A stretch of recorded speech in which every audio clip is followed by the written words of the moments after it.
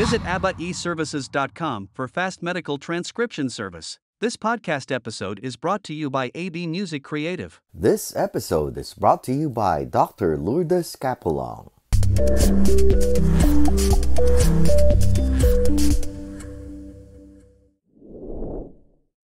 You're a guitar player and you're a tattoo artist. Alin ang nauna? It's a tricky question. Growing up, I grew up drawing. At the same time, yung mother ko, she likes listening to Beatles.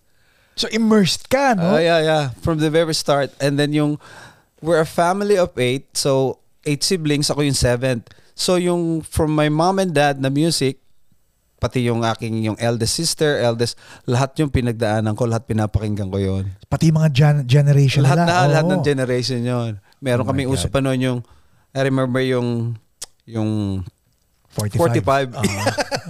Saka yung 33 pa yun. Malaki yun. Yes. Hindi pa ako marunong bumasa noon, but I can see yung mga ganon, I remember yung sa Beatles, yung basta may Apple. Basta may Apple, I will play it. Ayun. Ito pa yung mga radyo dati, pwede ka mag-stack ng mga 45, di ba? Tapos isa-isa babaksak yun. I know. Ayun yung during those time na... Tapos nagdo-drawing ka rin ng mga... Nagdo-drawing na ako noon. Naalala mo kung anong mga una mong drawing nung bata ka? Cartoon characters. Sino? Si Moby Dick. Talaga? At saka si Mythor. Oh my God, Mythor! Yun yung uso noon yung Mythor, di ba? Saka yung Moby Dick, yung lagi kong pinapanood yun. Saka yung Wacky Races. Yes, Dick Dastardly. Yeah, and Muttley. Penelope Pitstop. Yun yung mga favorite ko noon. Okay. Yung time na yun. So dinodrawing mo lahat yun? Dinodrawing ko lahat yun. At the same time, yung palibasa nga yung mother ko, mahilig sa Beatles. Yung mga poster ng Beatles, yung dinodrawing ko yung mga faces nila lagi. Pero sino sa family ang artist? Ikaw lang? Or? Marami kami actually. Yung isa sa naka-influence sa akin yung elder brother ko. So nagkinikritik ka rin niya, which means medyo yung shading dito, ibahin mo. Ganyan. Make it straight. Pero siya yung naka-influence sa akin una-una. Tapos yung mga sister ko, nakakapag-drawing lahat din kami. May usang stadler sa Dahil may stadler na mga pang-sketching na mga pens, di ba? Pati yung sa mga uncle ko, meron din. Yung mga, basta nakikita ko sa kanila yung mga ginagawa, yung mga anting-anting. Yeah. Oh, okay. Yung mga may braid, mga gano'n. At saka yung mga may mga anting-anting. Yung drawing ng anting-anting. Yeah. Kasi I basically yung mga mata ni Kalansya o mga ganon. I basically came from a family ng healers din Yung sa father side ko, yung aking lola at saka lolo, dalawang lolo, pareho silang healer, yung mga hilot. Right. So may mga orasyon. May may mga tapal-tapal, susulat na gano'n. Yes. Kasi I grew up doing that. So meron nabutan mo yung kandila na... yung tinatawas. Oo, tinatawas, di ba? Bentosa. Bentosa. And the good thing, tsaka yung mga yung dahon-dahon nga lang, tsaka langis. Oh my God, namimiss ko lahat yun. I know. And there's a movement actually right now. Coconut oil, di ba? Yeah. Sarap. Tapos painitan mo lang yung dahon, di ba? And gumagaling ka, di ba? Yes. Gumagaling ka. Sabi, may sipon ka, may bani ka dito, may pilay ka. Isang ganun lang. Alam mo kung ano yan ngayon? Hindi lang nila maamin. Alam mo kung ano yan?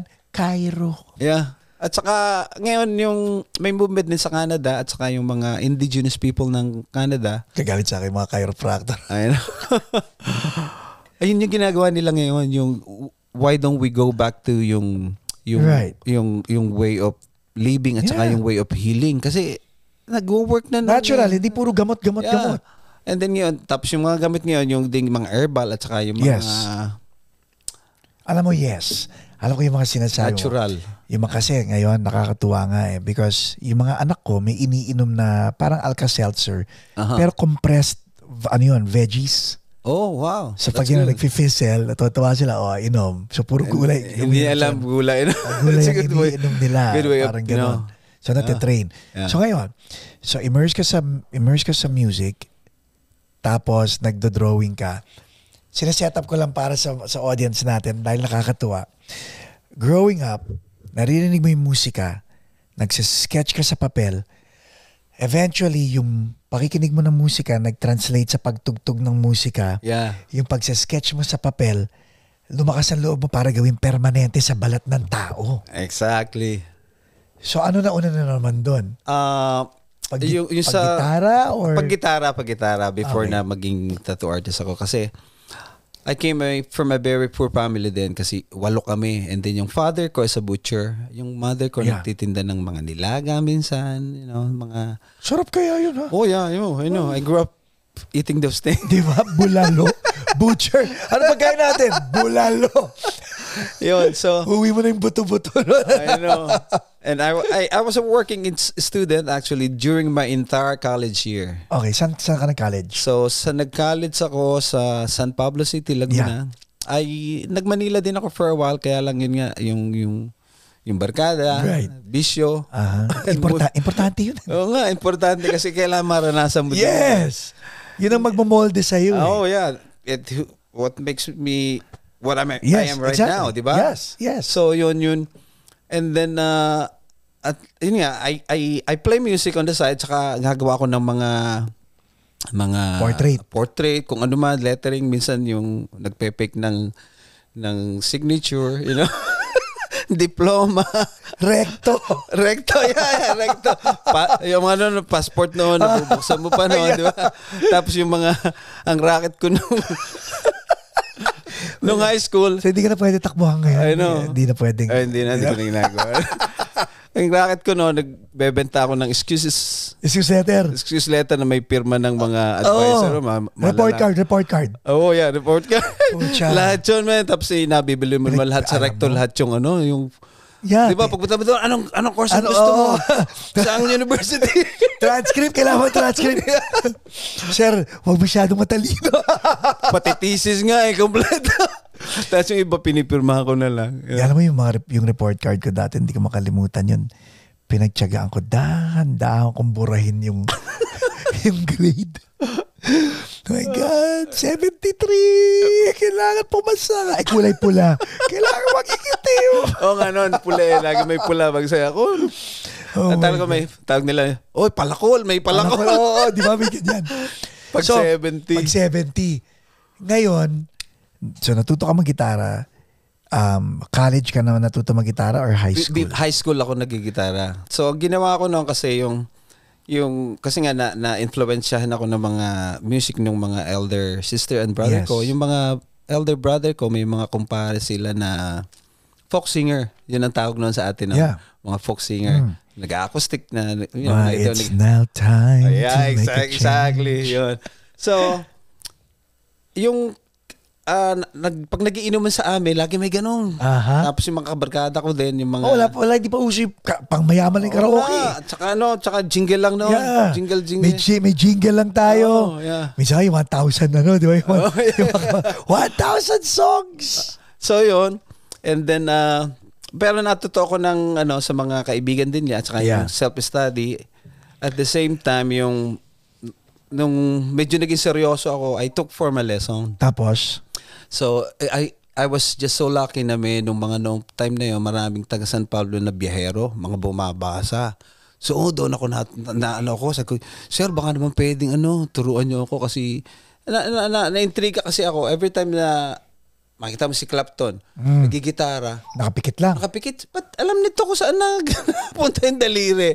Tapos sabi ko yun yung goal ko, to know more about music theory kasi gusto ko lagi yung to create my own. Mahilig din ako sa Mipra nung una, siyempre si Pra hindi mo pa naintindihan. Ito lang pala yan. Pag alam mo ng skill, ito lang pala na pwedeng paltan nito.